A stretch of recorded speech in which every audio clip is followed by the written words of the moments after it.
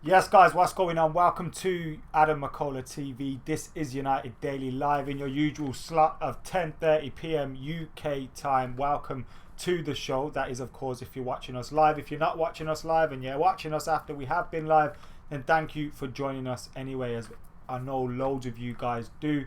This is the place where you get your latest Manchester United news, headlines, transfer rumours.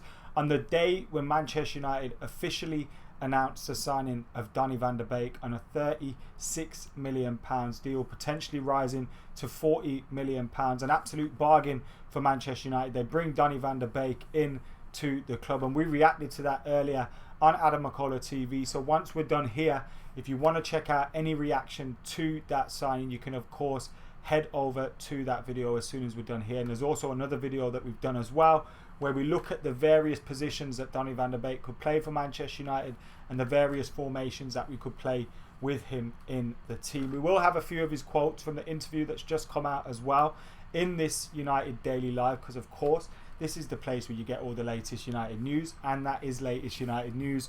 But we're not going to be covering the transfer because we know that one is done, and we are now looking ahead to potential transfer business elsewhere. And there's a few players that could be heading out before Manchester United see a player heading through that entrance again.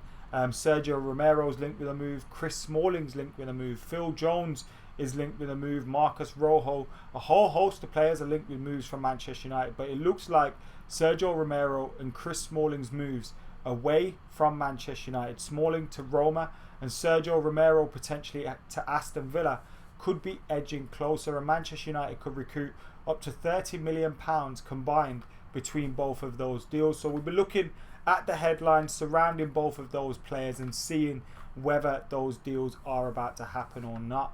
And of course we'll be looking at everything else as well. There's some updates on the Dayot Upamecano chase. Manchester United were believed to be in for Dayot Upamecano, who's recently signed a new deal at RB Leipzig, and we'll be looking at the latest reports on that from Germany, as German reports say that maybe a deal's not quite in the offing. And we also look at the latest news in regards to Jadon Sancho as well from Sky Sports, saying that all parties want that Jadon Sancho deal done. Now Manchester United weren't going to be making 4 or 5 signings this summer. We knew it was always going to be 3 if we were lucky, and maybe 1 more.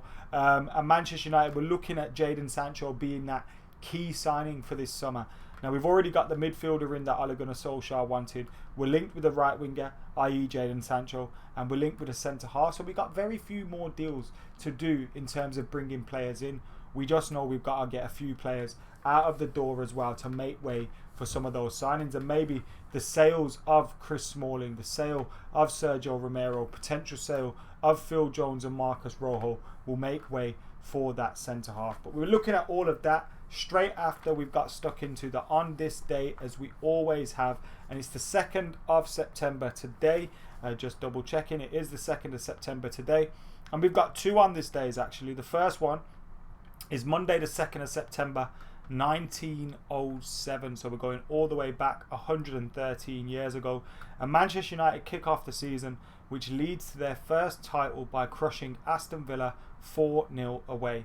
Billy Meredith scores twice for Ernest Magnall's side, while James Bannister and George Wall also chip in with the other goals. So on this day in 1907, United kicked off their season with a 4-0 win away to Aston Villa, with goals from Billy Meredith twice, James Bannister and George Wall. But also on this day in 2012, so just 8 years ago, Sunday the 2nd of September 2012, Robin van Persie helped Sir Alex Ferguson celebrate his 1000th league game in charge of Manchester United with an injury time winner against Southampton at St Mary's. His header also completes a hat-trick for the Dutch striker. The Reds had to come back twice from a losing position to secure a 3-2 triumph. So 8 years ago today, Robin van Persie scored that hat-trick at St Mary's to give Manchester United a 3-2 win. We played in that white kit, if I remember correctly. I think it was that season anyway. Or was it a blue one? I can't remember, but I remember the game itself, the 3-2 win, coming from behind and all that good stuff. Robin van Persie was the early stages of his United career. I think he'd just scored against Fulham on his Manchester United Old Trafford debut after coming on as a sub when we lost against Everton, I think. So Was that Southampton game the one after the Fulham game? It may have been, but that was his first hat-trick for Manchester United, and we remember he scored a hat-trick against Aston Villa at the end of the season when United sealed the title. Talking about Aston Villa, that could be the destination for Sergio Romero. Aston Villa have been linked with a move for Sergio Romero for a long time now. It's been first mooted as a potential move in a swap deal with Jack Grealish. We know that Jack Grealish is going to continue to be linked with Manchester United, despite the fact that we have signed Donny van de Beek. He's going to continue to be linked with a move to the club. United are the only club that seemingly get seriously linked with Jack Grealish as well, which is a little bit of a surprise because you'd have imagined there'd be a few teams in for him, but Manchester United are the only ones that are being linked with Jack Grealish at the moment, and Sergio Romero was pulled into that mix. But obviously recently Dean Henderson signed a new deal at Manchester United, and he also committed the next season of his career at Manchester United, saying, I want to stay at the club and I want to fight with David De Gea for that number one spot. That obviously leaves Sergio Romero in a difficult position because he was second choice keeper for Manchester United, promised some cup games, and now with Dean Henderson coming in, is third choice at Manchester United. And Sergio Romero, he's probably too good to be second choice for any team, but he's way too good to be being third choice for any team, and he's not going to settle for that. And in the past couple of days, we've heard Laurie Whitwell from The Athletic report that Sergio Romero is on the transfer list. United are asking between £8 to £10 million to part with him. Aston Villa is said to be the club that has shown the most interest in the goalkeeper. And they also went on to add, if United decide to pursue Jack Grealish, Romero could be used as part of a trade to lower the price. But sources have played down the possibility with the arrival of Donny van de Beek. So I don't think the Sergio Romero deal is going to be linked in any way to a deal for Jack Grealish. I think it will be straight business between Manchester United and Aston Villa. £8 to £10 million. You'd expect we could get £10 million at least for Sergio Romero, but United want to sell. We're not going to stand in the way of him leaving. He's been a good servant for Manchester United as backup goalkeeper, and we need to bring funds in as well for what we want to do. We need to trim down that squad. At the moment, we're paying 600 grand a week on goalkeepers. When you consider Lee Grant's on about 30-40 grand a week, Sergio Romero's on around 120 grand a week, Dean Henderson's on around the same, and then you got David De Gea who's on around 350. So United are spending about 650 grand a week on goalkeepers in wages. So we need to obviously get rid of Sergio Romero's wages off the wage bill as well, but we know we can bring a fee in for him. Now it's believed Aston Villa are edging closer to an £8 million deal for Sergio Romero. Obviously United will be trying to squeeze a little bit more out of them, but that's coming from The Athletic and various other places as well. We're seeing reporting this news today in relation to Sergio Romero. Nothing quite concrete yet, but I think it's clear his time is up at Manchester United. We're not going to see him in a United shirt again, and we're seeing a lot of Villa accounts tweeting in regards to Sergio Romero being done to Aston Villa. It's not quite done just yet, but it is edging closer, and that could be another £8 to £10 million at Manchester United recoup. When you look at a potential deal for Chris Smalling, which we're hearing today is 20 to 25 million euros, so you're looking again around 20 million, 22 million pounds. So United could get back 30 million pounds for those two players. We've already got Alexis Sanchez off the wage bill. You're looking at recouping most of the money that we've spent on Donny van de Beek in those deals. So then that would bring your net spend for the summer down to zero almost. And now you can go back in for Jadon Sancho or whoever the centre half is as well, with a little bit more money on the table and a little bit more confident. So that's why I think United are now going to look to get a few of these players out of the door. Players return to training at the end of this week, I believe. So I think at that time United will obviously be having an Ole Gunnar Solskjaer, if he hasn't already spoken with agents and players in relation to their futures at United. I'm sure he'll be having various meetings with players, and players will be coming to him saying, alright, what does Donny van de Beek mean for my future? You've heard Fred linked with a move away from Manchester United, and he was also linked with a move to Roma as well. He's been managed by their manager before at Shakhtar Donetsk, and he's been linked with a move to Roma. Obviously, AS Roma come into this because as well because obviously we're discussing a move for Chris Smalling with them, and Sky Sports have tweeted or reported, thanks to Man United Zone for sharing this as well, that Manchester United want 20 million euros plus 5 million euros in add-on, so a deal worth up to 22 million pounds for Chris Smalling, and that the deal is almost done for AS Roma. Now, we heard yesterday that there were various Premier League clubs in for Chris Smalling, but Chris Smalling didn't want to stay in the Premier League. He wanted to join AS Roma on a permanent deal after 1 year on loan there. And you can understand that, you know, he's playing at a high level for a club with a massive history, a massive expectation as well. He maybe would feel like, you know, going to some Premier League clubs, I don't know, Fulham maybe, you know, some relegation, like it's a bit of a step down, at least with Roma. I can't remember if they're in the Europa League, Champions League or whatnot. They're going to be playing in Europe. They're going to be competing at a high level. And he's playing for a massive club. So you can understand why he would want to go there. And the quality of life there in Italy as well is probably a little bit better than some of the places he could end up in the Premier League. So it makes sense. But United have got to make sure they get a good deal for him, because Chris Smalling's a valuable player. After the season he had at AS Roma, you'd expect that some Premier League clubs would pay 20 million, 25 million pounds for him. So United need to be getting the same from AS Roma. We can't just be giving them a deal because Chris Smalling's happy with it, because ultimately it's business. And if we can get that 30 million pounds for those two combined, and we can get those deals sorted in the next couple of days, United I can then see starting to work on maybe that Jadon Sancho deal again, and push that over the line. And then once we've got that done, I'd say that's most of our business done. We'll get a centre half towards the end of the window maybe, and that'll be it. Probably a few more outgoings. Obviously, you know, if Smalling and Romero leave, you've then got question marks over, you know, I think Phil Jones will definitely be out of here. That'll probably be towards the end of the window. I think Diogo Dalot's a 50-51. Fred's looking like that could be a possibility, although I don't think Solskjaer will want to let Fred go. I don't think that would make too much sense. So Andreas Pereira's another one. Juan Mata. What will happen with Jesse Lingard's future? Although I think Jesse Lingard will end up staying at Man United. You know, is there anyone I left out? Rojo is possibly going to be on the move. Well, he's going to be on the move. So there's a few deals United need to work out. I think a lot of them will happen towards the back end of the window. Phil Jones, Marcus Rojo. Someone will come in for them late on in the window. I think Smalling and Romero are probably the deals that are easier to make happen. Diogo Dalot is probably another one that's easier to make happen if we are going to let him go. And Andreas Pereira's got a few, you know, clubs in Holland, Spain, Portugal sniffing around him, and Germany was another one as well. I think we've heard. So, you know, there's a few players there that are going to be on the move for Manchester United this summer, and I think we'll maybe see Sancho and another come in, but I think we're going to start looking towards getting a fair few players out of here at this moment in time.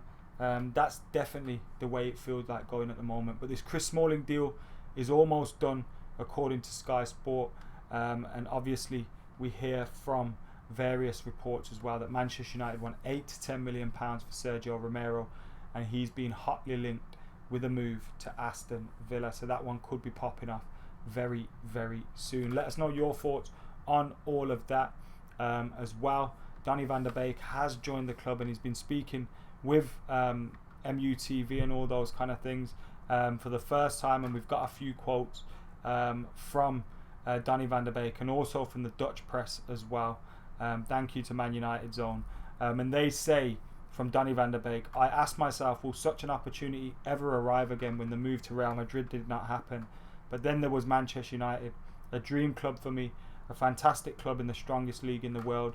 I didn't need to think for 1 second when this opportunity arrived. Solskjaer said he's been following me for a very long time. He knew exactly what my biggest strengths were and told me that he wants to be in and around the box at Man United too. So obviously we know that Donny van der Beek can play 6, 8, 10. It looks like Ole Gunnar Solskjaer has bought him for those advanced positions, maybe as an alternative for Bruno and or Pogba. He said he spoke with Van der Sar and Daley Blind, who helped him with his decision, and they were very excited about Manchester United. They said not only was it a massive club, but also a very warm club, and so far this is exactly how I experienced it. I'm excited to arrive there. I will start at zero again at Manchester United. That might seem sad, but I love it. If you start down the ladder, you can begin to climb up again. It's now up to me to see how high I can reach, and I see this as a challenge. The level that we reached as a team against Madrid, Juventus and Tottenham, and sometimes even higher, is needed if you want to play in the Premier League and become a starting player at United. With a young and great team, in which I think I will fit great in, I hope to bring United back to the top and to bring them to glory and trophies, and I hope to walk in the footsteps of players like Van der Sar, Van Persie, Van Nistelrooy, Jaap Stam and Daley Blind. So there you go, that's some quotes from Donny van der Beek as he sealed his move to Manchester United today. I'm looking forward to seeing him in a Manchester United shirt, and obviously he's coming out and saying himself that he's got a fight on his hands to get into the first team. So that's what you want from your players that are coming in. They're not expecting to be given a first team spot just because United have decided to spend money on him. They're coming in saying, I'm on a level playing field with everyone else. In fact, I'm starting on zero and I have to work hard to get into that team. He spoke about the midfielders that we've got in the team as well, and he said, I've watched a lot of them and there are a lot of good players in the midfield and I can't wait to play with them. It'll be really nice and I will enjoy playing with these kind of football players. Obviously, how we will settle down after a few months in terms of what our first choice midfield is remains to be seen. You'd imagine if we were going into a big game tomorrow, it'd be Matic, Pogba, Bruno, with Bruno's alternative being Donny van der Beek, Pogba's alternative being Fred, and Matic's alternative being McTominay, and that is great strength in depth in Manchester United's midfield. Obviously though, we're going to have to wrap Matic in cotton wool. Pogba and Bruno, we're not going to want them to be going through as much strenuous runs in terms of fixtures, and fixtures are going to pile up thick and fast this season. So Van der Beek's going to be a perfect alternative. And I read someone saying that he's the perfect 12th man for Manchester United, and I suppose you could call him that, but I think he'll be starting an awful lot of games as well. And people kind of obsess over what the first 11 is. How's he going to fit in with Pogba and Bruno? But ultimately, we play so many games in a season. The starting 11's not always going to be the same like it was, for the last 13 league games or whatever it was.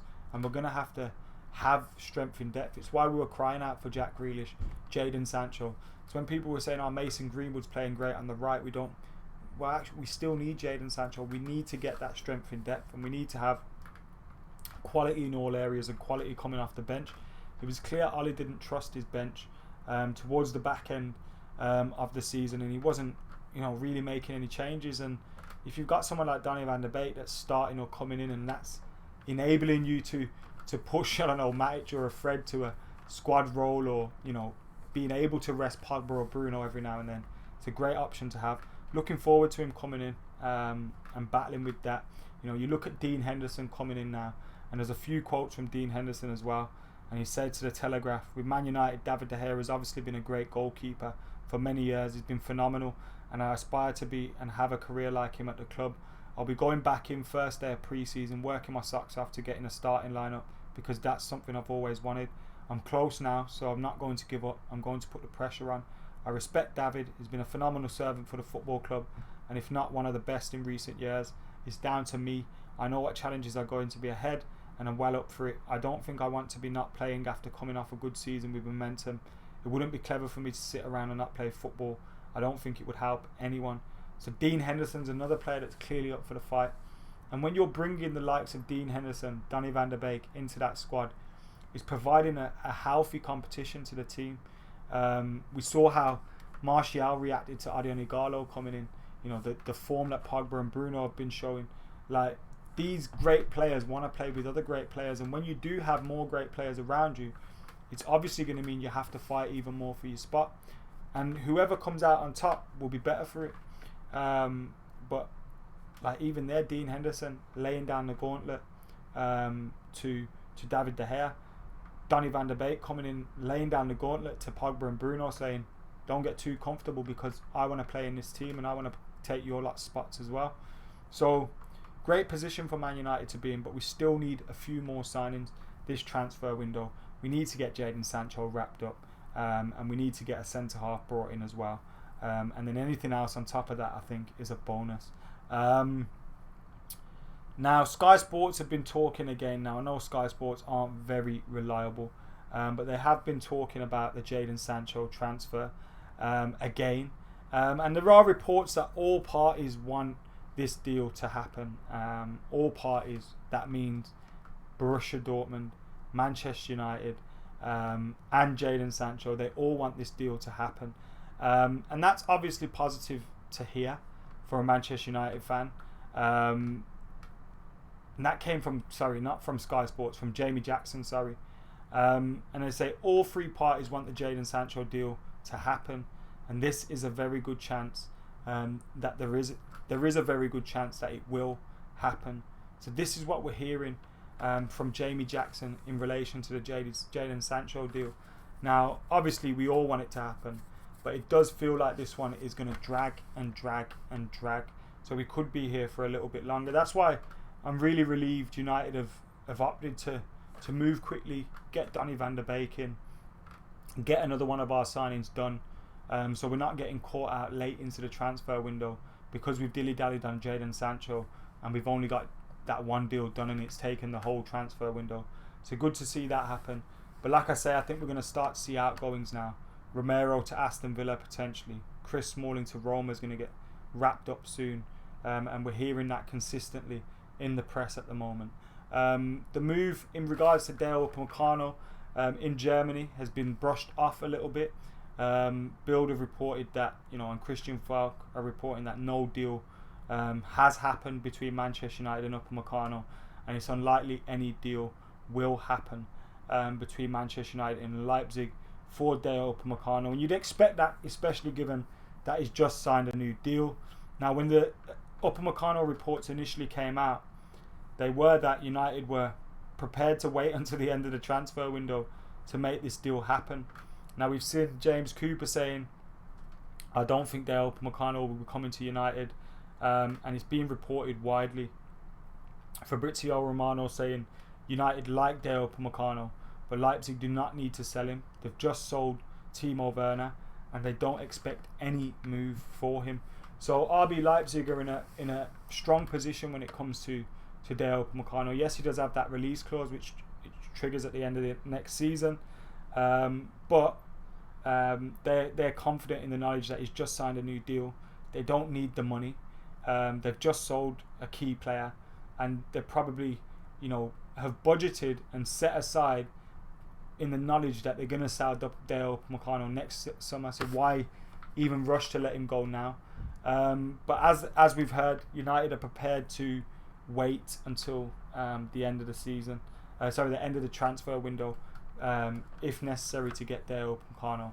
I don't think that one happens. I'm a little bit sceptical. As much as I would love to see Dayot Upamecano sign for United and end up in a Manchester United shirt, I just don't think it's going to be something that happens. I really don't. I don't think it's going to happen. Daniel Luciano with the super chat says he thinks Dean Henderson should be loaned out. I don't agree with. Well, actually, I kind of did agree with that a month ago, but now if we're going to look, United are probably looking at it like this. Dean Henderson comes in. He was always going to get a new contract anyway. And we're going to sell Sergio Romero, which will add £20 million to our transfer budget. And we get his wages off the wage bill, which has basically been replaced by Dean Henderson's. So with that being said, it kind of makes sense. And hopefully it's something that De Gea needs as well to bring the best out of De Gea. I think De Gea is still first choice. I still think he'll be first choice throughout the season. But maybe it's this Dean Henderson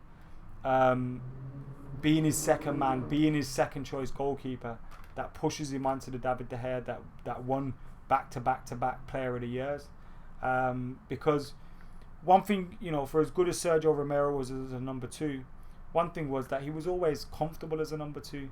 He never had aspirations to be a number one for United, really. He was always happy as a number two. He was always happy to just play cup games.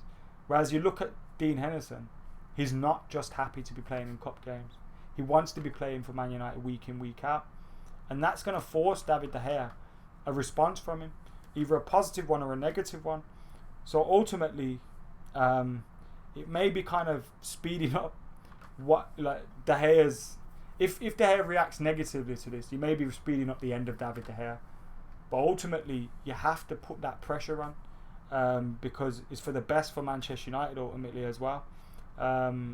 But I think David De Gea will respond well to it, and I think we'll start to see a much better David De Gea as well when he's being challenged. We've seen it at the start of his career at United, and I know he was in a different position then, but Anders Lingard pushed him on. And now Dean Henderson's a much better keeper than Lingard. De Gea's a much better version of De Gea, but he needs to get back to where he was. And hopefully this is what pushes him on to do that. So that's the latest from Dean Henderson, and some quotes from him as well, with a statement of intent, a clear statement of intent from Dean Henderson. But yeah, so let's see what happens with him. It was confirmed as well that Donny van der Beek will be wearing the number 34 in tribute to his mate Abdelhat Nouri, which is a great tribute as well from Donny van der Beek to him. So just to recap all the news for you, Sergio Romero continues to be linked with a move to Aston Villa in a potential £8 to £10 million deal, while we also look very, very close to a deal for Chris Smalling to AS Roma, with United wanting €25 million all in all, with add-ons for the player. So Man United could be bringing in around £30 million in the next couple of days if these deals go through, which is basically most of the £35 million we've put up front for Donny van der Beek. So you put United in a decent position. We've still got a few more players to get rid of as well, I'd imagine. Andres Pereira's one that's decided that he wants to leave Manchester United. Smalling, Jones, Rojo, Romero, all these players are going to be on the move. And then there's a few with question marks: Mata, Lingard, Diogo Dalot, Fred. So there's a lot of activity that's about to go down, and I've got a feeling more of these Man United dailies and United daily lives will be focused around players leaving, as many as probably will be on players coming in the next couple of weeks. So make sure you're keeping it locked. You're liking, commenting, sharing and subscribing. Let me dive into the comments, see what's going on in here. We got your last few minutes if you want to get your super chats in, or if you want to get your questions in, or any articles that we've missed out, feel free to get those in. Get clicking that like button as well, get commenting, get sharing. Any update on Rashford? No updates as of yet on Marcus Rashford. Obviously he's been withdrawn from the England squad and is being rested ahead of the new season with Manchester United. That was the last we heard on that. Ross says, I can't see Axel getting his opportunity. I feel like the injuries have made him miss out. I can see why you feel that way. I kind of fear that as well, but I'm hoping he'll still get an opportunity. I mean, when you look at Smalling, Rojo, Jones, all going to be leaving Manchester United on a permanent basis, you'd imagine. Axel should be able to get a chance. Maguire, he's probably the one that's got his spot cemented. Then you got Lindelof, Bailly, who haven't really. Tielemans Mengi's coming through. So you could think Axel Tuanzebe's still got a chance of making it, but it's a big season for him. And if he gets an opportunity, he needs to stay fit and he needs to take it. And fingers crossed he does that, but who knows? Who knows? Anyway, guys, thank you for tuning in. Make sure you're keeping it locked. You're liking, you're commenting, you're sharing, you're subscribing, and all that good stuff. Remember, we're live every single day at 10:30 PM UK time, so make sure you're joining us for that. Click that subscribe button, the notifications button and the join button if you can. And for now, I've been AdamMcKola. This has been United Daily. We're out of here.